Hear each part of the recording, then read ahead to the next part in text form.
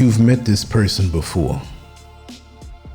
The moment you share good news, they find a way to shrink it. You get a promotion, they call it luck. You plan something exciting, they say you're doing too much. You buy something nice, and suddenly your priorities are questioned. Their response never matches your joy. At first, it's confusing. You wonder if you're being sensitive. You wonder whether you're reading too much into it. But over time, a pattern forms. Your wins make them uncomfortable. Your confidence seems to irritate them. Your progress quietly annoys them. What most people don't realize is this: when someone constantly puts others down, it says very little about the person being criticized. It reveals everything about the person doing the criticizing. Their words are not insight, they are signals. Behind every sarcastic comment, every "I'm just being honest," and every dismissive remark is usually fear. Fear of falling behind, fear of being exposed, fear of facing their own unhealed issues. Your growth becomes a mirror they don't want to look into. This is not about ego or arrogance. It's about psychology. Once you understand what actually drives this behavior, it stops feeling personal. You stop shrinking. You stop explaining. And you start seeing people more clearly for who they are. To understand this behavior, we have to start with a basic psychological truth. Every human begins life feeling small. As children, we're dependent, limited, and unsure. This natural feeling of not yet being enough can push us to grow, learn, and improve. When handled in a healthy environment, it becomes motivation. But when a person grows up surrounded by constant criticism, comparison, or emotional neglect, that natural feeling twists into something unhealthy. Instead of motivation, it becomes an inferiority complex. Instead of growth, it creates defense. An inferiority complex doesn't disappear with age.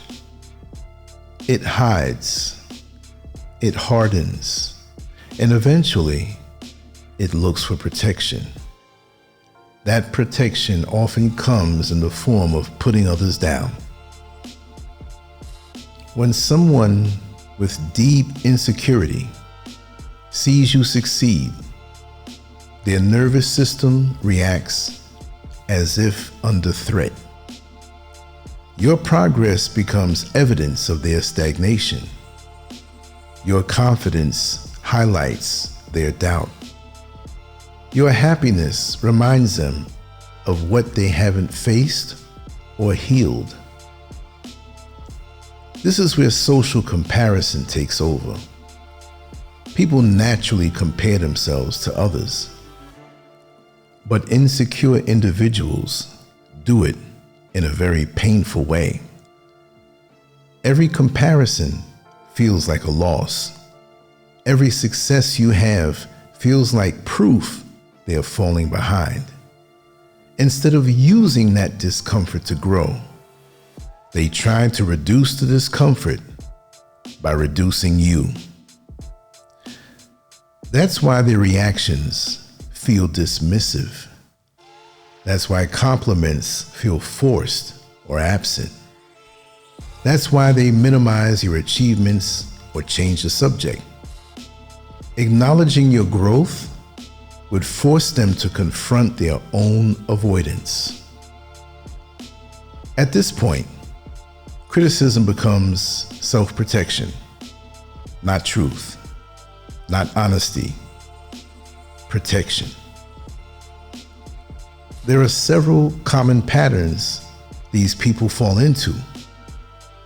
The first is the insecure critic. This person feels unstable inside, so your confidence feels threatening. They use sarcasm, subtle digs, or backhanded compliments to regain a sense of balance. One moment you're doing too much, the next you're not doing enough. The goal is never clarity. The goal is control. The second is the competitive critic. Life feels like a scoreboard to them. Every conversation is a comparison. Every achievement becomes a contest. If you do well, they must do better or tear it down. They measure worth in rankings and can't celebrate anything unless they're winning. The third is the projection critic. This one is more complex. They attack in others what they secretly dislike in themselves. If they feel insecure, they accuse you of showing off. If they fear judgment, they judge first. Their criticism often feels random, but it always points back to something unresolved inside of them. Once you recognize these patterns, their behavior becomes very predictable. More importantly, it becomes less powerful. There are also deeper psychological mechanisms at work. One is self-serving bias. People who constantly criticize often believe they are simply being real or honest. This belief protects them from seeing their behavior as harmful. Honesty becomes a disguise for insecurity.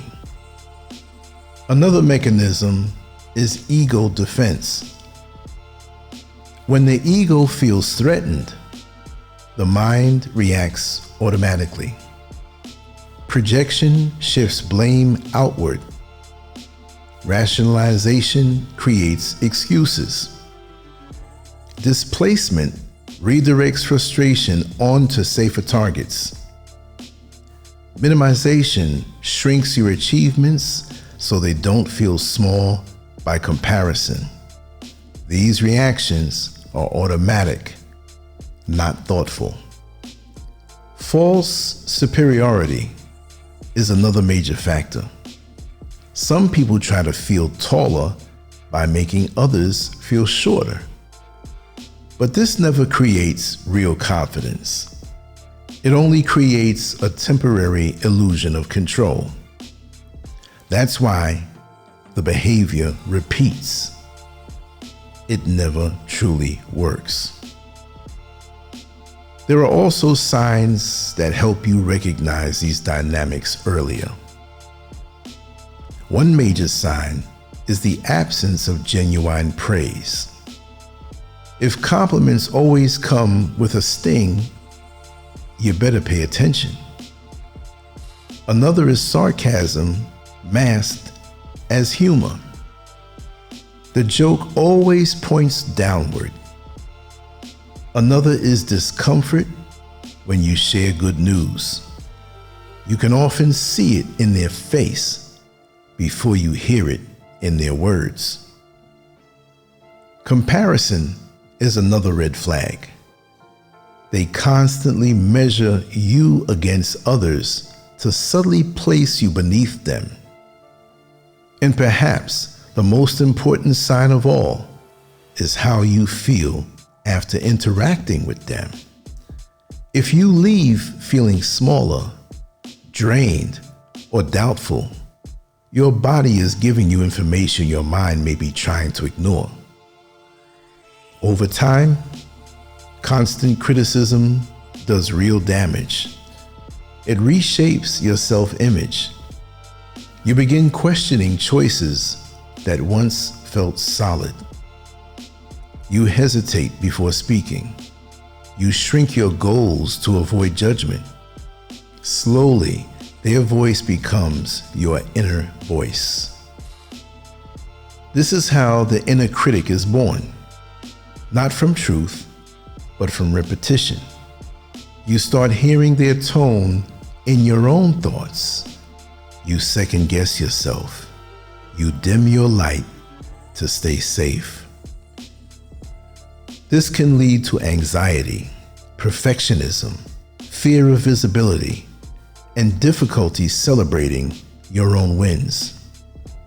You start associating success with punishment, and no one thrives under that condition. What many people don't realize is that those who tear others down often learned this behavior earlier. Many grew up in homes where love was conditional, where praise was rare, where mistakes were punished instead of guided. Comparison replaced encouragement. Some were constantly measured against siblings or peers. Some were shamed instead of supported. Some learned that vulnerability was dangerous. So they built armor out of sarcasm, judgment, and superiority. They weren't taught how to feel secure. They were taught how to survive emotionally. And survival habits don't disappear on their own. Understanding this doesn't excuse the behavior, but it explains it. Their criticism is not about you. It's a replay of old wounds that never healed. So how do you respond? First, don't take the bait. Emotional reactions give their behavior power. Calm neutrality weakens it. Silence or a short neutral response often says more than an argument ever could. Second, use emotional distance. The gray rock approach works because it removes stimulation. You're not cold, you're protected. You don't owe emotional energy to someone who misuses it. Third, set clear boundaries. Simple statements like, "That's not helpful," or "I don't accept comments like that," are enough. You don't need to explain your worth or defend your choices. Fourth, reframe internally. Every put down is information about them, not a verdict on you. You are not the mirror for their insecurity.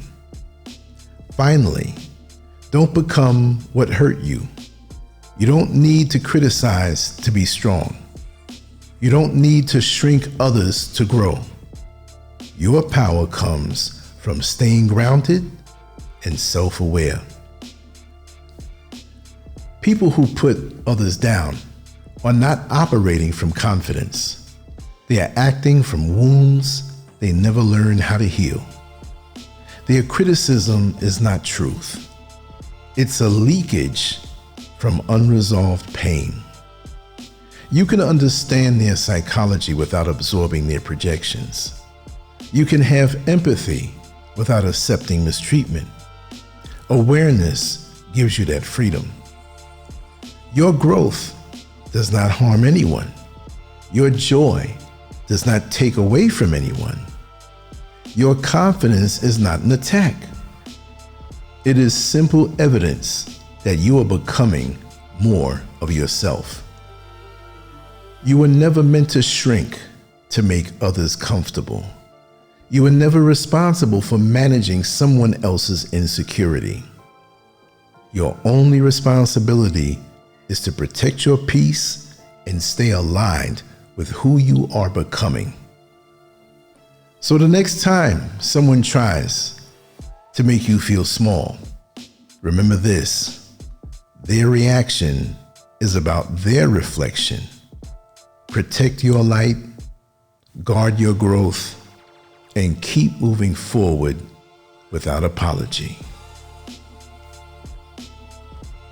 I want you to really ponder those words and think about it, because many of us who have a modicum of confidence find ourselves under these types of attacks. The main takeaway is that those attacks are mainly a reflection of their psyche and their experience and their insecurities. And over time, I've learned this and internalized it, and I see it for what it is. There are many who have done this to me in the past who will hear these words, and they'll realize that I can read them like a cheap novel. Because once you get the game plan on how they react and where it comes from, then guess what? Nothing they can say can make you feel bad or put you down. Anyway, I hope you enjoyed this. I hope something here enlightened you a little more. I know you basically know about these types of people, but hopefully something I said helped to make it easier to deal with them. I have more of these to come with tonight, so I'm going to get busy. I have nothing else but time to create content on this level. And I appreciate your comments. I appreciate your support and your encouragement. And I will always do this type of stuff because I love what it is that I do. And also, whether you know it or not, I love you too. Thank you so much. On to the next one. LANCESCURV out. I enjoyed myself with this one especially. Peace.